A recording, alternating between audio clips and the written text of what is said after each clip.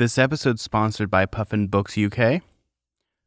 Good morning, campers, and welcome to Radio Camp Half-Blood, a Percy Jackson read-along podcast, and I'm your host, Zach. And I'm B. And this week, we read Chapter 10, We Hitch a Ride with Dead Confederates. Yeah, his chapter titles sure are not even trying to be accurate sometimes. Well, I mean, it did happen, but it happened at the end of this chapter. Yeah, it's a weird thing to name the chapter. It's also not super accurate, but it's fine. It's fine. We figure it out in the end. So in my mind, I always think of like Rick Riordan just sitting, like it's in the middle of the night just typing this, and in his brain it's like, I'm going to write something that's going to hook these kids, and then the kid reads it and he's like, Mom, what's a Confederate? I imagine him writing everything first and then going back and thinking of pithy chapters that are like oblique and weird, because I could just see him deriving much joy from that. He seems like he would really thrive in like the dad joke territory of senses of humor. Like, well, to be fair, he's kind of like the kooky crazy uncle, because most people call him Uncle Rick. Like he's much like Uncle Buck from the movie Uncle Buck. Oh yeah, making big pancakes, enacting revenge against terrible boyfriends. I'm just imagining, like, if you're ever, like, actually, like, related to Rick Riordan, you're just like, Uncle Rick, can I have some food? He just gives you a bunch of pancakes. Like, this is not what I wanted. Well, eat your pancakes. Or I guess he gives you a bunch of blue food, right? All blue food. Yeah. When it comes to chapter titles, I think this does a very good job in hooking kids, because there's a lot of kids' books that don't come up with interesting chapter titles. It's just Chapter 1, Chapter 2. Like, I'll give you an example. I think Series of Unfortunate Events, actually, I think that's a good example of just having Chapter 1, 2, 3 to 13. They also have an illustration for every chapter, though. Yes, that's what I was getting at a little bit here, is that's what makes, like, it draws you in. Like, oh, what's the illustration tied to? You can look at other books, like, I know, like, The Ranger's Apprentice doesn't really do that. It's just 1, 2, 3, 4, 5, 6, 7, 8. If you're in the mindset, I'm going to assume most parents are going to be reading to their kids first, is having, like, that chapter title, like, puts you into the mood of what you're about to read.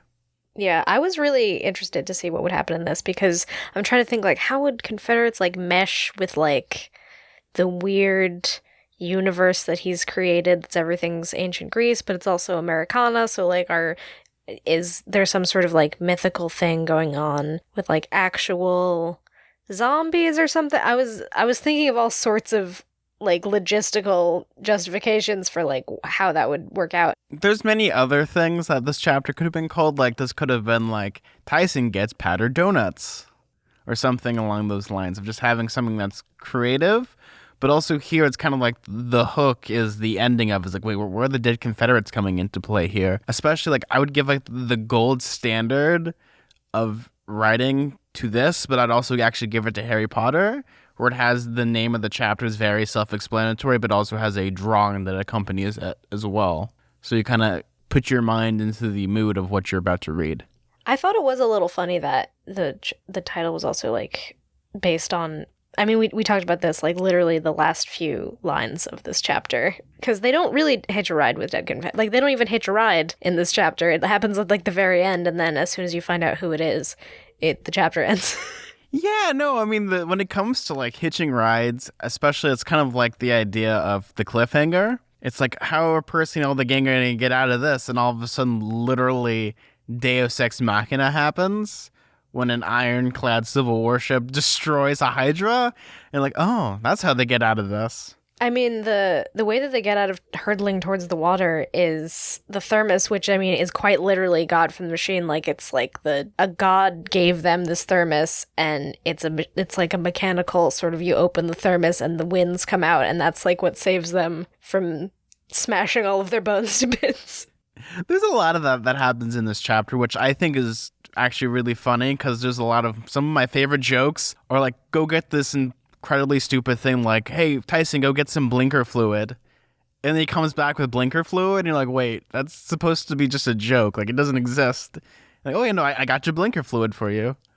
Tyson's an interesting character, because he's sort of cast as a little bit slow, but in a weird way, he's wiser than Percy or Annabeth in certain circumstances because he takes everything at face value. What I was going to say was that I was disappointed that Percy's dad didn't swoop in and help them when they were about to hit the water and die. Like, he's the ocean god. He couldn't, like, throw them a bone. He had to, like, use the thermos for this. It just seemed a little like an excuse to use the thermos. I don't know. I think the thermos would be more useful in situations where there wasn't water involved. You have the kid. You have two children of Poseidon. You have Tyson and Percy, and then they have to use this thing that they got from Hermes to help them. I just thought that was kind of annoying. Like, wow, way to go, Poseidon. Way to drop the ball on that one. I'll put it to it this way, B. This could be very cryptic.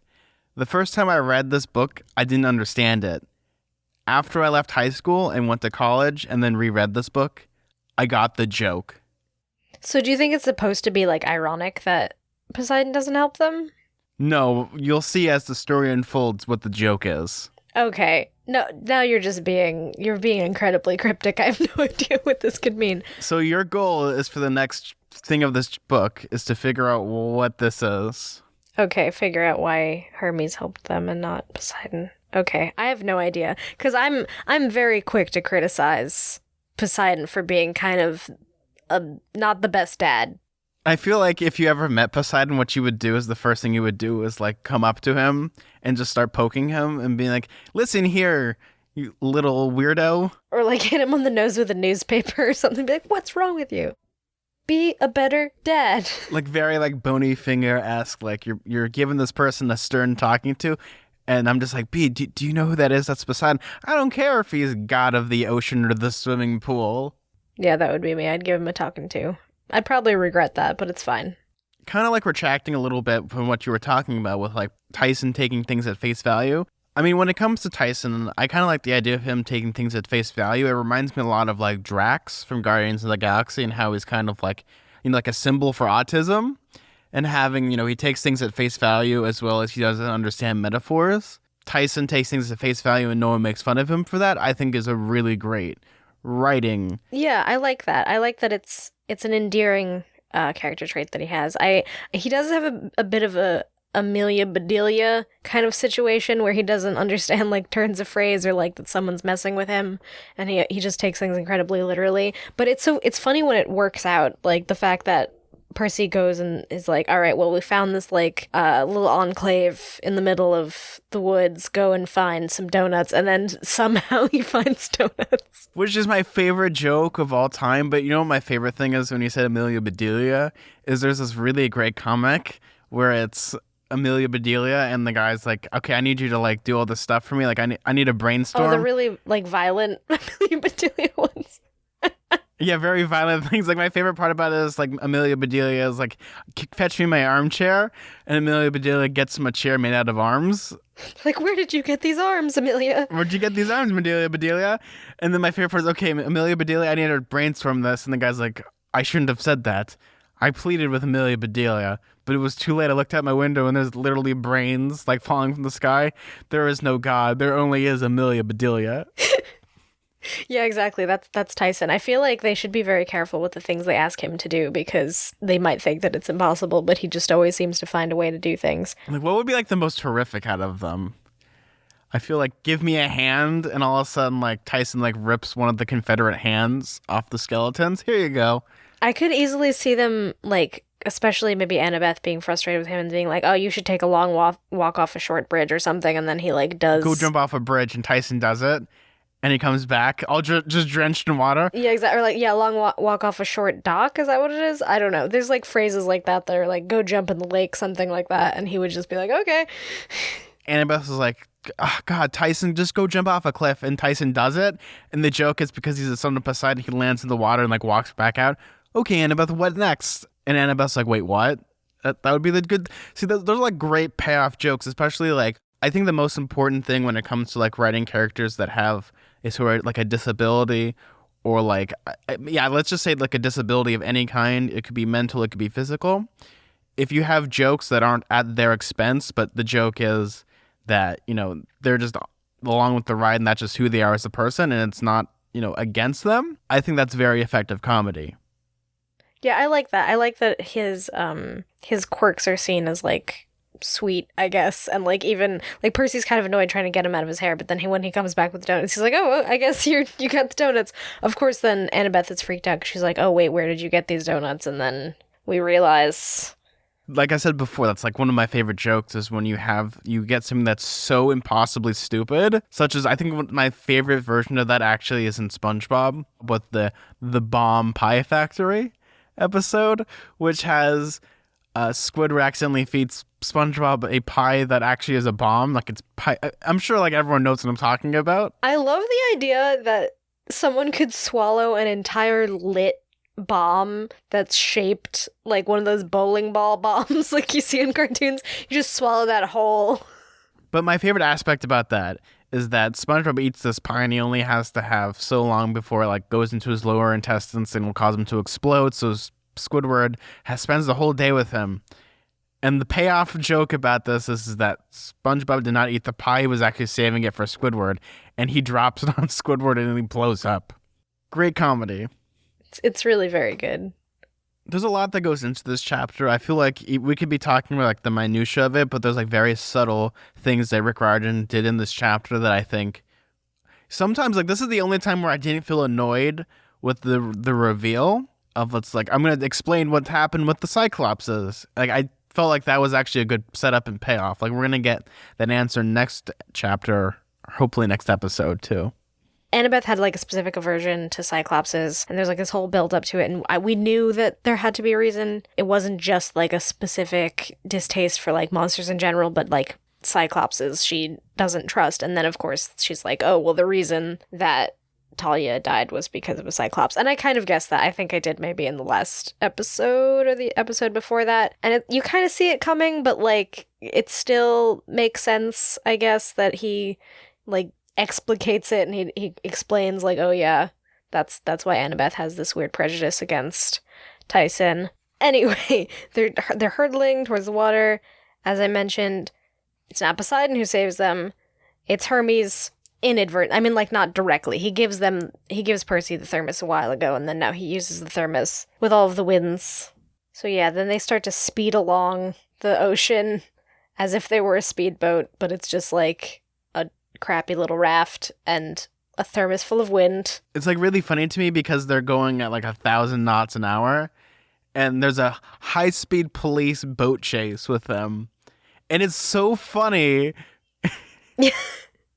And it's funny how short it lasts, because it's just like, oh, Coast Guard, guess we gotta get out of here. They just like open the thermos more and just speed away. It's kind of hilarious, like imagining that guy. I guess like the mist would affect him, so I wonder what he actually saw. He would have seen like a power boat. Oh, I forgot that they try to call Chiron. It doesn't work out so well. Oh no, it works out really well because like as they're going along and they're going like really, really, really fast, there's like mist that's like spewing up so they can do an iris message. They do have a good rainbow, but it's still, the connection is not great. And then the loudness of the winds and the loudness of, he's at a dance club or something? Yeah, I'm thinking of like sandstorms playing. Yeah, exactly. I don't know what, I don't know. He says curse my relatives at one point, so I imagine this is other... Centaur? Is this a centaur rave? I'm trying to contextualize what's going on here. But no, it's like the idea of like Chiron's going back and he's trying to like rekindle his good old centaur roots. And I guess most of his centaurs are like party ponies or whatever they are. Party ponies. And what happens is that Chiron's just like, oh no, what have I done? I should just be an old boring person. But he's in this hot Miami nightclub. So yeah, they kind of like warn Creon about what's going on, what's happening with good old Kronos, as well as, you know, what Luke's doing and how he's poisoned the tree and about the golden fleece. You can't really hear a lot. It's little bits and drips and drabs about what he's saying. He says something about Miami. He says something about you have to watch out for, like, it's, of course, that's when he gets cut off, right? Yeah, it's cut off because they're getting onto shore. But the most important part about that is that Chiron is in Miami having the best time of his life. I'm sure he's probably hanging out with Tom Selleck. Well, some people are having the best time of their life. He's not so much. He doesn't seem too thrilled about the situation. Yeah, he's just hanging out. You know what? I don't like Miami all that much because it's too party for me. Yeah, you're more of a Chiron kind of guy, just listening to the oldies. Excuse me, sir, but where is the nearest bingo hall? Wow. Are bingo halls even a thing anymore? Oh, yes, they are. B, I played bingo for a while because I could win a lot of prizes. Stealing it from the old people. Oh, that kid showed up again. Like, I come in and I'm just like, I have, like, for some reason I have spurs on, and you hear, doo-doo, doo-doo-doo. Yeah, you got your lucky troll doll with you. So what, I'm like right next to, like, the McElroys? This episode is not sponsored by Trolls 2. Or Crocs. Radio Camp Half-Blood will be in Trolls 3.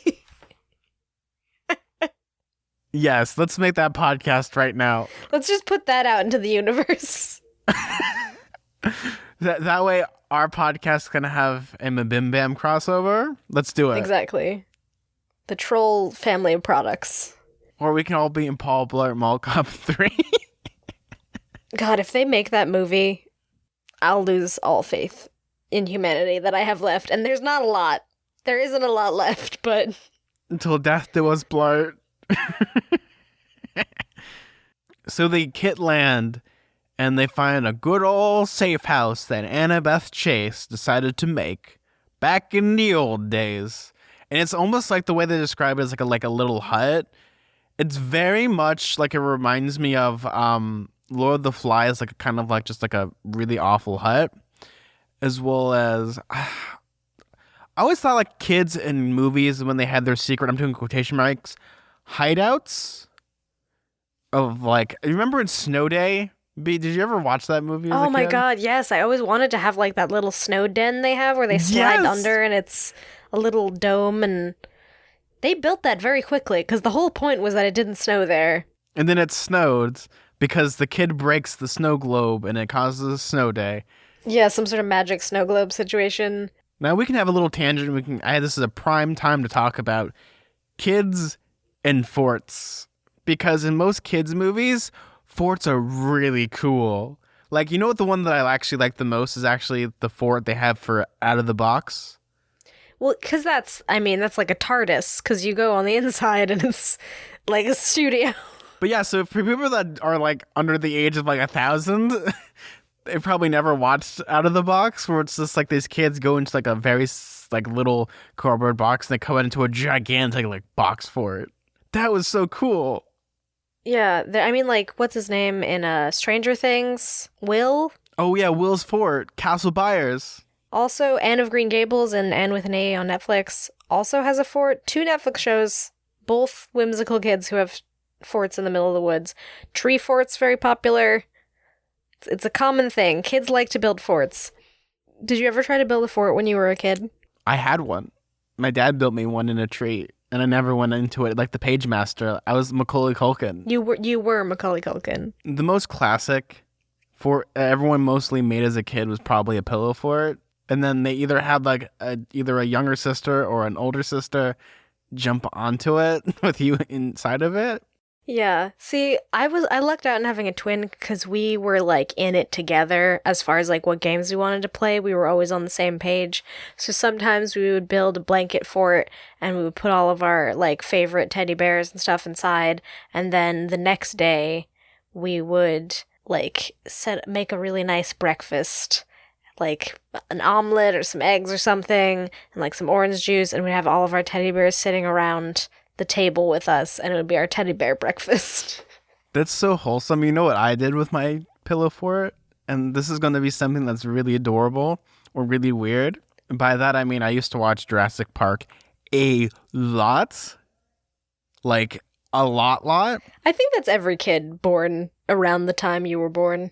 So what I would used to do, is it was kind of like in the opening of Jurassic Park, they had the introduction of dinosaurs you barely get to see, and they had like this gigantic like cage device looking thing. So I would model my little treehouse, my little pillow fort, into like a little dinosaur cage, and I would just watch Jurassic Park inside of it. And I was like, this is what's going to protect me from the dinosaurs. And I used to cuddle up with a little Triceratops plushie that I had. Oh, that's so cute. Little Triceratops. The Triceratops would protect you. You could ride away on it. So I would watch Jurassic Park 1, 2, and 3 because Jurassic Park 3 just came out on DVD. So that's what I would do. Every day I would wake up and I would watch at least one of them. In your fort. That's very cute. That's pretty adorable. And Stephen Ray Morris, if you're listening to this, yes, this is an actual thing that I did, and I'd love to be on your podcast to talk about how adorable this was. Wait, what podcast is that? Stephen Ray Morris does the Jurassic Right podcast, where he just talks about Jurassic Park and his love for Jurassic Park. I didn't know there's... I mean, I'm statistically, there must have been a Jurassic Park podcast, but I hadn't heard of it. Oh, there's a few Jurassic Park podcasts that I listen to. Going back onto track, because we've just been hiding in our tree forts. So they go into the fort, and they kind of start having like a bickering fight about what are they going to do because they're afraid Luke's going to come because he apparently knows where this is, even though there's dozens of these like dead drop areas that they stayed in, because apparently they made a lot of these forts. He'd have no way of remembering because there's been a bunch everywhere, and he probably wouldn't care or remember, which is, I don't know. I mean, if Annabeth remembers, I think he might remember. I don't think that's the best justification for saying that Luke wouldn't know where they are, but they also, this is when Percy and Annabeth kind of discuss the stuff they overheard Luke discussing and like whether everything's a trap, like them trying to retrieve the fleece, like what's going on with that, because they overhear they'll take the bait. Yeah, it's almost as if like they're being deceived or something. All they know about with this is kind of the fleece, they need it because it's going to fix the poison, but they might be taking the bait on something, such as maybe what they just heard was all like fake or something. Yeah, it's hard to say because it feels like Luke let them go too easily, so it must be some sort of trap that he's put them in. They let us go too easily. They're tracking us. They're not tracking this ship, sister. Yeah, this is when they discuss the Cyclopses because Percy sends Tyson out of the room to go on the seemingly impossible task of retrieving powdered donuts in the middle of the woods. In the middle of the night, too. Yeah, just surrounded by nothingness. Go get some donuts. So Tyson leaves, and it's just Annabeth and Percy to themselves, which I like when you have these character interactions of they have nothing to worry about. It's just these two characters, they're going to talk, and they kind of talk about Thalia, which I think is a really nice, interesting scene that they have. Yeah, we get more backstory about that, mainly about the Cyclops thing, why Annabeth has such a specific distaste for Tyson and how she doesn't trust them because of what happened to Thalia. What do you think happened? Because they kind of talk about it, but then, Tyson comes and that's kind of the joke. That's true. They don't specify exactly what happens. So what did Luke mean about Cyclopses, I asked. He said, you of all people. I know what he said. He was talking about the real reason Thalia died. I waited, not sure what to say. Annabeth drew a shaky breath. You can never trust a Cyclops, Percy. 6 years ago, on the night Grover was leading us to Half-Blood Hill, and then, of course, this is when Tyson walks in. So this is all you hear. But something happened where where Cyclops double-crossed them, and something bad happened on Half-Blood Hill. And that's why Thalia died. This is just me, but one of my favorite parts about this chapter is kind of like talking about Thalia and how much Percy's a lot like Thalia.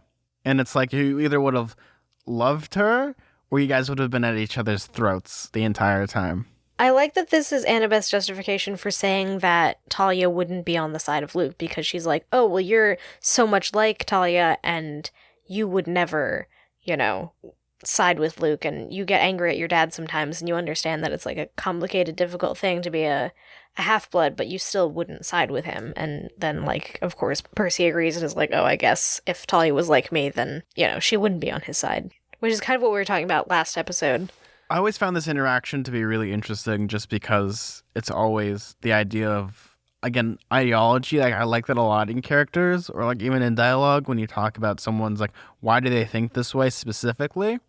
I've always found that to be some of the more interesting aspects of writing characters, especially villains and heroes. I feel like you can have like the Superman aspect of it's good, everything I have to save everybody, or you can have the Batman of I hate everybody, but I have to save everyone so there's no kids that die, their parents don't die in an alley, or I'm Batman. Or you can have the Peter Parker aspect of having, hey, when I first had my powers, I used them for selfish reasons. And then because of I didn't use my powers for good, my uncle's dead because of that. So with great power comes great responsibility. Percy's probably way more on the side of great power is great responsibility. Like, in some ways, he feels this sense of it's not exactly fair that he has to deal with all of this, like, internal drama, so to speak, with all the gods and everything. But I think in the end, he does what's right. That's, like, his way of thinking or going about the world. Do you want to know what my favorite Superman comic book is, even though I hate Superman? What? It's this Elseworld story called Superman Red Sun, where instead of Superman falling in Kansas, his spaceship lands in Soviet Russia, so he becomes a communist. It's a very interesting story about if Superman was a communist, what would happen? And it's the idea of, would he do things for good, or would he do things because, he's for the people?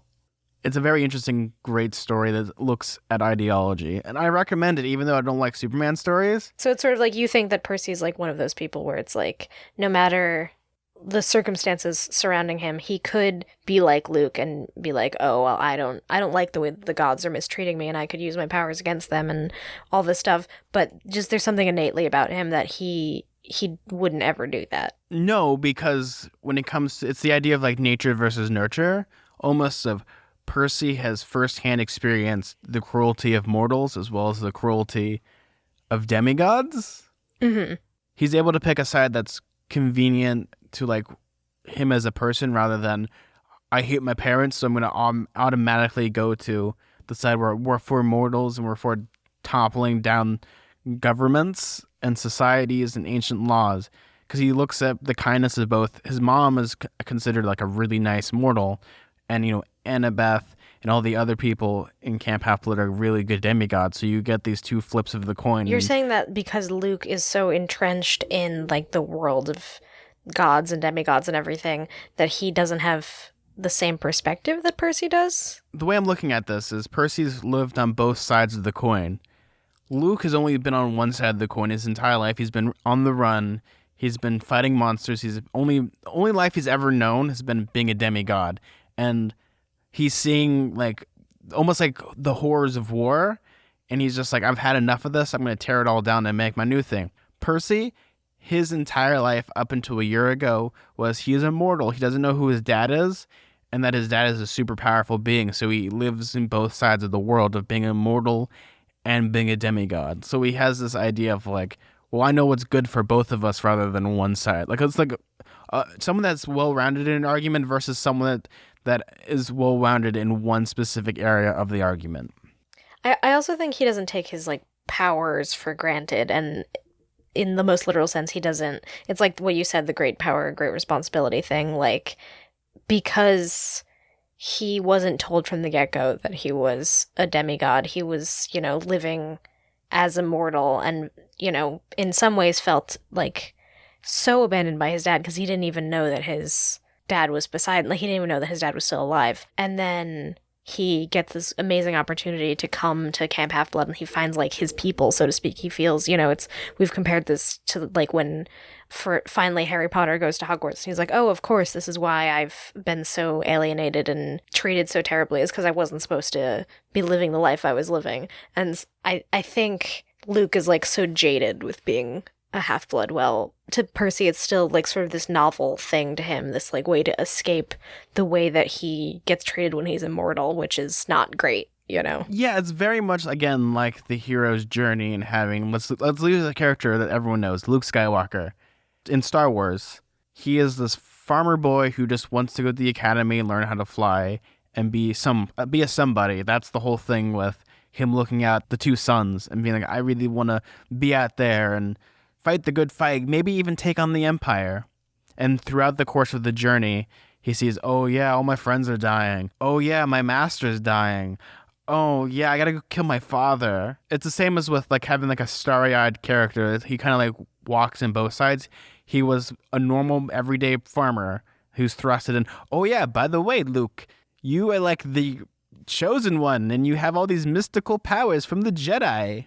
Yeah, that's definitely comparable to the Percy situation, where it's like, because he starts from such humble beginnings, I think he's like less upset by like the sort of internal politics and like maybe the terribleness of some of the half-blood stuff that certain campers have dealt with, like the idea that like some kids don't get claimed by their parents, or that they feel like they're not there for them in some ways, and they're pitted against each other in like these centuries old like grudges that the gods have against each other. Well, Percy does acknowledge those things, and he definitely is bothered by that for sure. You can look at Luke's side, and what was Luke's quest be? Because they talked about it in the first book. God, now I can't remember. Wasn't it one of Hercules's quests that he just redid? Yes, very similar. It was the one they used in the Wishbone episode, where he has to go get the golden apples from the dragon. Okay, right, yes. So Luke does that. He gets a scar, comes back, and there's no thanks whatsoever. Like, oh, thanks, Dad. And that's kind of like the reason. It's like, well, have a good life, son. Yeah, well, like Luke has mentioned before, that he's bothered by like the sort of rote repetitiveness of being a hero, where it's like there's always going to be monsters, there's always going to be demigods who get sent out. They do the same quest almost exactly as heroes did back in the times of ancient Greece, but it's, you know, it's just his specific quest. He comes back, and it's just like this like self-fulfilling prophecy sort of. Yes, as well as when it comes to like Luke, I'm sure the demigod like life expectancy isn't that high, but I would imagine most people don't live long enough to see, you know, the seasons change and like have experience like peace almost. Right, because they're constantly going on dangerous quests. I mean, that's like a pretty difficult... I mean, we've talked about this. That's why we say stay mortal at the end of the show. Is like, I would never want to be a demigod. The idea of like attracting monsters forever is just like an exhausting prospect. Yeah, and that's like the fascinating thing. Like the way we're dissecting this again, I've said this a couple of times and I always joke. We dissect this like getting rid of an anthill with an atom bomb.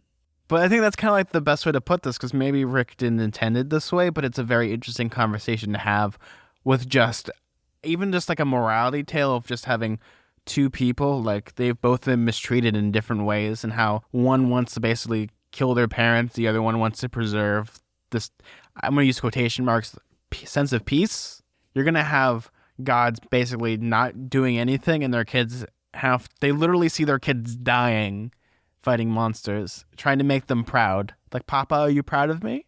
Yeah, it's a pretty messed up dynamic, honestly. And I think that's why Luke works as a villain, is because you see his justifications. You understand why he's so frustrated. I mean, I talked about this way back in the beginning of The Lightning Thief, before I even knew that Luke was going to be the antagonist, before I even knew his motivations or anything. It's not like a normal parent-child dynamic that the gods have with demigods, and that messes them up because they have like sort of the socialization of a human to the point where they expect to be supported somehow, and the gods are like, they're too above that to really participate in people's lives in a way that's like meaningful or helpful, and it's kind of like this really messed up system that they live in. Well, no wonder there's like a powder keg, and finally Luke's the person that's gonna light the flame. Yeah, it's actually surprising that there wasn't, you know, more people who rebelled against the gods sooner, because it makes so much sense that something like that would happen. For all we know, this could have happened before, but they don't have like a main, like, how does one kill a god? Because Percy tried with trying to kill Ares, but he could only like wound him.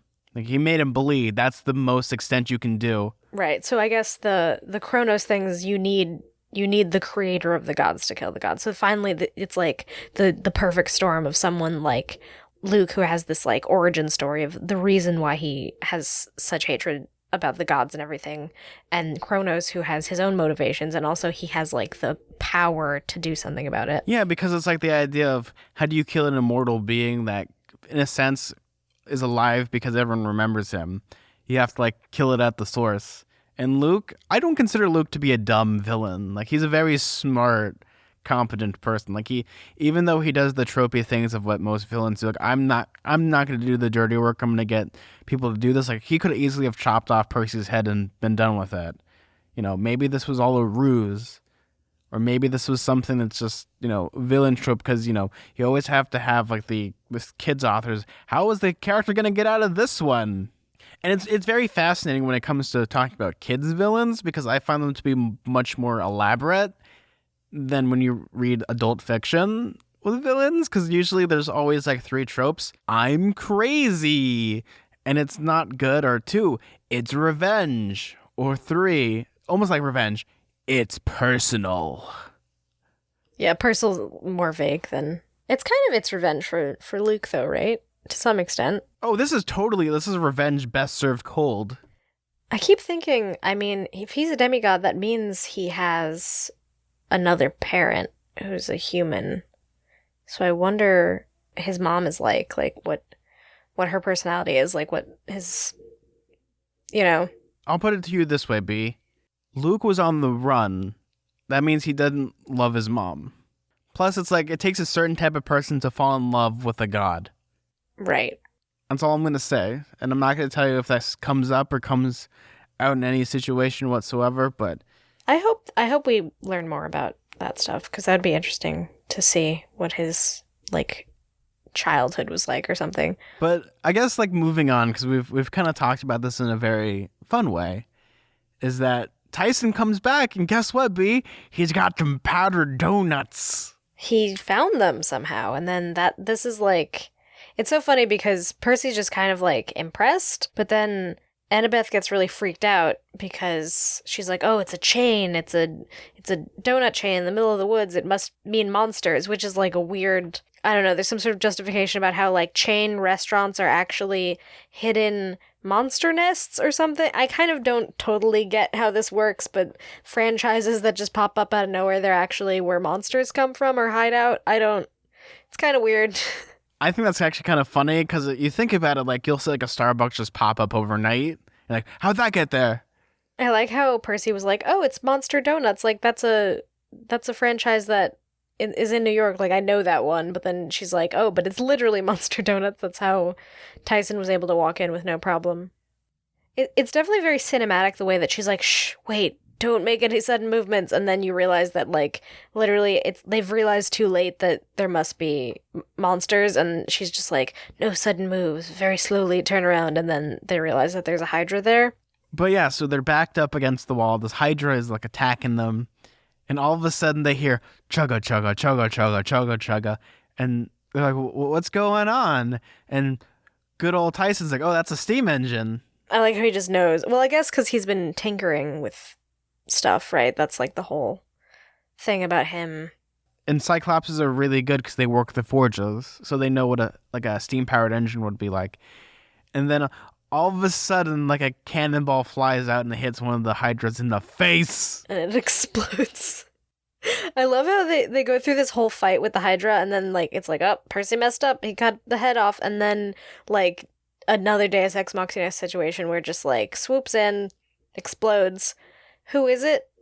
It's the Confederate soldiers, sort of. Zombies, I guess? It's kind of... I don't really get... Can she summon soldiers because she's a child of the god of war? Is that how that works? I'm like, as I, like, pull up my comfy armchair, you see, wait, if she can summon soldiers that are dead, what about Hades? Doesn't he the Lord of the Dead? Do they have to, like, outsource? Does Ares have to outsource from Hades these dead people to, like, work the ship? Yeah. Dead soldiers, it's like a joint sort of, like, timeshare situation where he owns the dead soldiers half the time. But it's really funny because I always imagine, like, a cartoon where, like, they shoot the cannonball into, like, the teeth of, like, the Hydra, and you just see the teeth just shatter, like, is the joke. Oh, yeah, like, it'll be, like, a perfect circle in the teeth, and then they fall out of his mouth, like a cartoon. But it's like, you see this gigantic ironclad steamship, and they, you know, in my brain, like, I love horror movies, so I'm thinking of, like, just a bloody mess that's about to happen, so they shoot the Hydra with another cannonball, and it literally explodes. Yeah, ugh, God. But then before it even could, like, get its goopy guts everywhere, it just, like, disintegrates, because that's how monsters work. Sort of like a video game. They just kind of, like, when they die, they, like, fade into nothing. Yeah, which is a good thing, because this would have been, like, horrific. Just imagine there's just goopy guts everywhere, and you just think of, like, Percy Jackson and Annabeth are just like, yay! But yeah, it's like a great end of the chapter because it literally is like a Deus Ex Machina. It's almost like a D&D session of just having, oh no, your back's against the wall, but then your DM like rolls, an ironclad Civil War ship pops out of nowhere. I mean, that was convenient to the plot. Well, of course it is. I am the dungeon master. Garfield, the deals warlock. But I love that about this is just you have this Civil War ship, and of course, it's Clarice here to save the day. Good old Clarice. She's a funny character because it's sort of like, she hates them, but she still helps them. Yeah, because she doesn't like it, but, family is family. Yeah, she doesn't hate them in a Luke way. She hates them in just sort of a passive-aggressive way. In typical Clarice form, she says, losers. She sneered, but I suppose I have to rescue you. I really enjoy Clarice as a character because even though she's terrible, she still knows about family and has like a sense of right and wrong. She could have left them to die. Right, she's a jerk, but she's not Luke-level jerk. Well, no, she could have easily have aimed the cannonball and killed Percy. Yeah, that would be a lot, though. She probably wouldn't do that. I mean, whoops, I missed. I meant to hit the Hydra. Winky face. Yeah. So, and then that's where the chapter ends, which is crazy that they there's all this lead up to who are the Confederate soldiers, whatever. It's just a bunch of ghouls that Clarice is using to operate this steamship. It's a very weird ending to a chapter. Well, you gotta remember, B, Clarice is the person that's destined to go on this quest. She was the one assigned to it. She went to the Oracle. She went through all proper channels. Right. I forgot about that. And Percy and Annabeth and Tyson are mucking up her quest. That's true. I forgot about that. So, B, what do you think is going to happen next chapter? They just ran into Clarice. You just reminded me that this is her quest. So I guess they're just going to all be working together somehow at this point. She's probably not going to be too happy about that. There might be a little bit of bickering about who gets to go on the quest, but I think in the end, Clarice understands that Tantalus is a bad dude. But you got to remember, she's the daughter of Ares. That's true. I'm not sure if she would double cross them or not. Well, no, I'm not saying that. I'm talking about working together. Remember, Ares is arrogant. She is arrogant, but I think she kind of defies Ares in a lot of ways because she wants to seem big and tough, but she still helps them. So there's this sense of right and wrong. So do you think she has the Buttercup complex? Yeah, where she's actually she acts tough, but on the inside she has a heart of gold, I guess. I don't know. Maybe not gold, maybe celestial bronze. So B, what is the name of the next chapter? The name of the next chapter is Clarice Blows Everything Up. So she sure does have a steamship with cannonballs, huh? So that's probably going to be involved somehow. I have no idea what's going to happen. They're probably going to continue on their quest to save Grover, and they'd probably justify that to Clarice. It's it's their friend and they want to help him, and Tantalus is terrible and mean and he's trying to muck everything up for everybody. And I think that Clarice is smart enough to realize when she's being played, yes, she's happy she gets to go on a quest, but she also knows that Tantalus is just a jerk. I don't know, they might all be, a motley crew together, working together to go and find the Golden Fleece in the Bermuda Triangle. That might be a thing that they end up doing. Or she'll just be really angry and toddle to Tantalus. But I want to hope that doesn't happen because she seems to have some empathy for them. All I know is they now have a ship and they have access to get to the Bermuda Triangle. That's what I'm saying. They do need a boat, so that would be really helpful. But remember, B, the Bermuda Triangle takes ships and boats. That's true.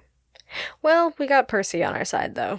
Which, the great thing about Percy is that he has perfect nautical bearing when he's in the water. Exactly. That's what we learned in this chapter, is that he's like a human GPS. They're like, Percy, where are we? And he just starts reciting latitude and longitude like a robot, which is really funny. I'm gonna tell you something. This is not a spoiler, but this might actually be one of my favorite chapters in this book. Oh, okay. So that's something to look forward to next week.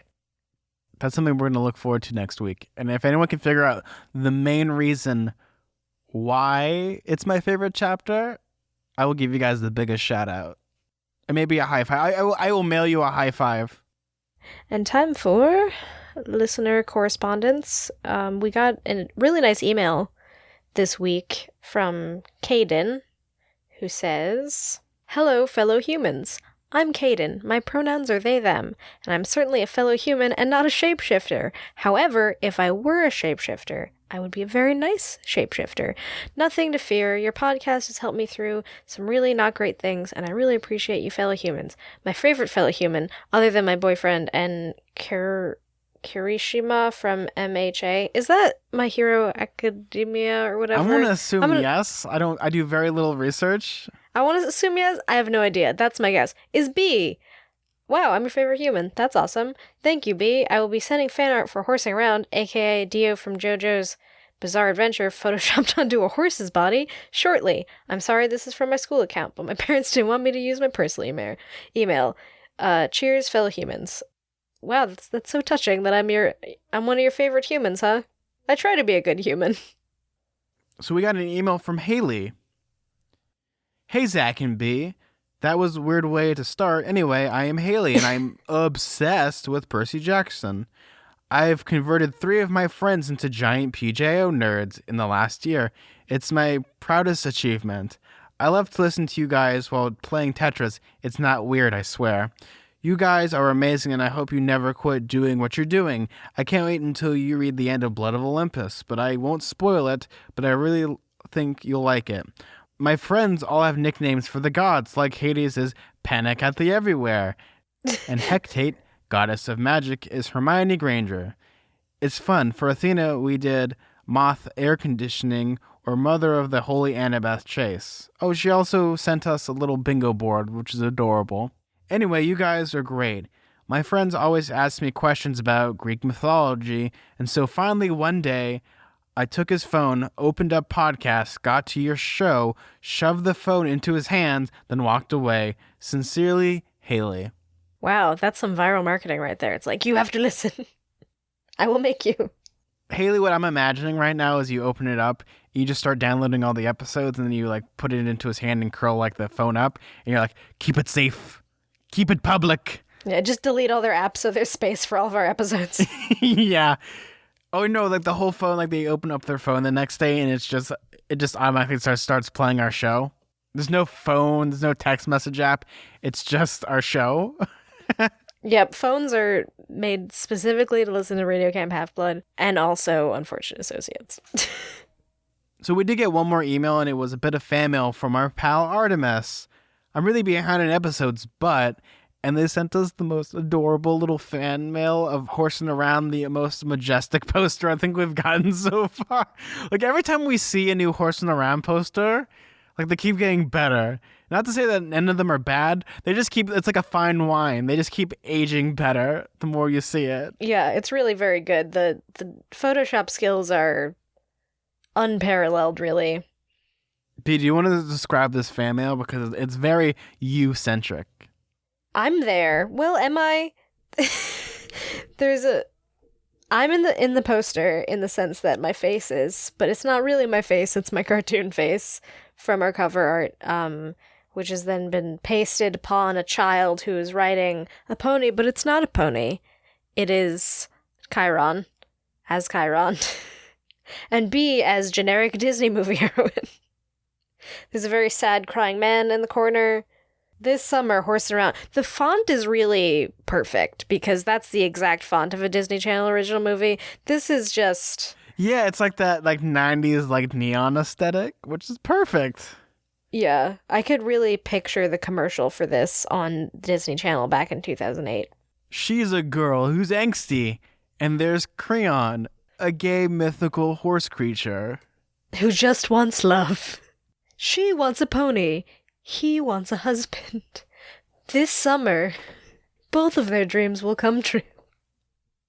Yeah, the Horsing Around joke, I think, is one of our accidental memes that will perpetuate forever and ever, amen. If anyone wants to make us a professional, poster, really professional enough to, we're going to put on a t-shirt, we'd love it. Yeah. Oh, I would wear that shirt 100%. I would wear it. I'd get a tattoo of it. No, I wouldn't do that. Thanks again, Artemis, for that wonderful piece of fan mail. We really enjoy it. We love when people send us fan mail because You guys took the time to Photoshop or draw us, and it is amazing. Yeah. So we did get one new iTunes review. So this one's from Poseidonopolis7 from Canada. I love your podcast. It's so awesome. And when Zach mentioned Harry Potter and Series of Unfortunate Events, I was like 3 gaspy emojis and 4 heart emojis. Wait till you hear about my Unfortunate Events podcast. Gasp emoji, like the shriek emoji, 100% emoji, thumbs up emoji. That's a lot of emojis. Thank you. I think that kind of wraps up the episode a little bit. Where can they find you, B? You can find me on Tumblr at twinpoetry.tumblr.com, and you can find me on Twitter at bkellygorman. If you want to find me personally on Twitter, you can find me at Suda41, that's SUDA41. If you want to email our show, you can email us at radiocamphalfblood@gmail.com. And if you want to follow us on Twitter, that's at halfblood_radio. This week's episode is sponsored by Magnus Chase and the Gods of Asgard. Book 3, Ship of the Dead, now out in paperback. The epic finale in the Magnus Chase series, out now on paperback where all good books are sold, also available in ebook and audiobook. So if you like books with Valhalla, swordplay, and Vikings and Norse mythology, you'll really enjoy the Magnus Chase series. Also, if you want more information about Rick Riordan and upcoming projects, you can subscribe to the Rick Riordan newsletter. Just go to www.rickriordan.co.uk and you can just sign up there and you'll get all the information you need right to your email address. I use it. It's actually a fun little place to find some neat little information. You get to see people in cosplay. You get to see character designs. You get to see fan mail. You get to see art. It's amazing. You should really check it out. B, I got to go hop onto my computer. I just have to log into my dial-up account.